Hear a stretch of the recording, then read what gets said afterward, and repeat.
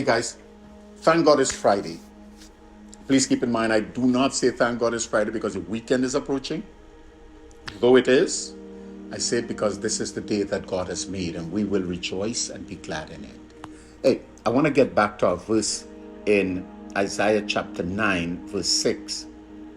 And I just wanted to just kind of prepare you for what the season brings. Hear what it says. For a child is born to us, a son is given to us. The government will rest on his shoulders, and he will be called the Wonderful Counselor, Mighty God, Everlasting Father, Prince of Peace.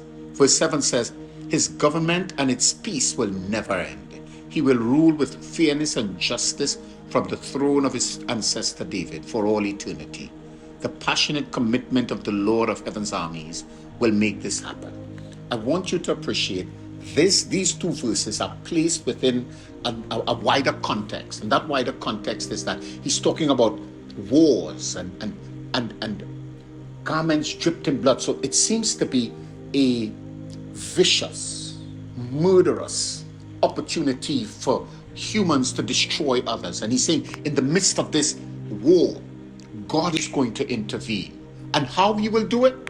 In the midst of the chaos and confusion and trials and tribulation and the war, God will step in. And how he will do it is through his son. So he says, I'll give you my son. In the midst of the conflict, and yes, we need his son. And yes, when these words were written, Israel was going through its own turmoil. And so prophecy in this situation was meant so that we would have hope in the present, because the future would be resolved. The present conflict in the future will be resolved. And so he gives a word now because he knows we need to hold on now for the future to be realized. And in the midst of all of the confusion, and come on, we live in a land today where we've been desensitized because murders are happening every day, robberies are happening every day, and the robberies and the murders are not, they're gruesome, they're tumultuous, we're always hyper alert. We don't want to come across as being anything but ultra polite because we fear the repercussions are going to be extreme. And unto us a son is born. A son has been given to us. A child has been given to us.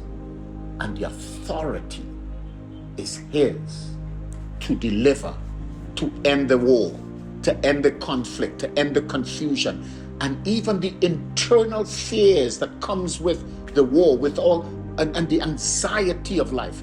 He brings peace. And so how he will be known as he starts to treat with all of the conflicts and all of the mindless killings, he'll be known as Mighty Counselor, Prince of Peace, Mighty God. He'll be known as these things.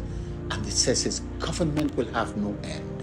And I like the closing words. He says, the passionate commitment of the Lord of Heaven's armies will make this happen. So God is putting all of his resources to ensure this happens. I don't care what the devil does. I really don't care what your neighbor is thinking. I don't care what the other person on the maxi or on the road, on the roadway may be conjuring up. I don't care what the Obia man may be thinking. God has made a declaration that his authority is going to last. And he will use all of his resources to get it done. So Christmas is not just a celebration of the birth of a son. It is that, but it is more. It is the recognition of a relationship that God has put all of his resources to ensure that I survive, that I might glorify him. So I'm not about drinking and partying and reveling. No, I'm about glorifying him. So as you push through the season and as you awaken to what God is doing, I hope that you would allow that relationship with him and the revelation of his son to really impact your life, and that His authority would be recognized as you walk through this season. God bless.